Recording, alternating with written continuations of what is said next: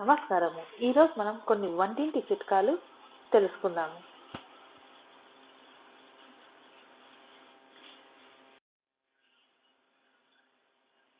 వండే ముందు గింజ ధాన్యాలను పదే పదే కడగకూడదు. ముక్కలు చేసిన కూరగాయలను నీటిలో ఎక్కువసేపు నానబెట్టకూడదు. కూరగాయలను ఉడికించిన నీటిని పారబోయకుండా సూప్ చేసుకొని తాగితే ఆరోగ్యానికి చాలా మంచిది. ఆహార పదార్థాలను వండేటప్పుడు గిన్నెపై తప్పనిసరిగా మూత పెట్టాలి. కూరగాయలను బాగా ఫ్రై చేసి తింటే ఒంటికి చాలా మంచిది. అంత మంచిది కాదు. అందుకే వాటిని కుక్కర్లో ఉడకబెట్టి వండుకుంటే ఆ కూరకి నూనె కూడా ఎక్కువ పట్టదు. ఆరోగ్యానికి కూడా ఇలా వండిన కూరలు ఎంతో మంచిది. పప్పులు కూరగాయలు వండేటప్పుడు వాటిలో వంట సోడా వాడటం మంచిది కాదు.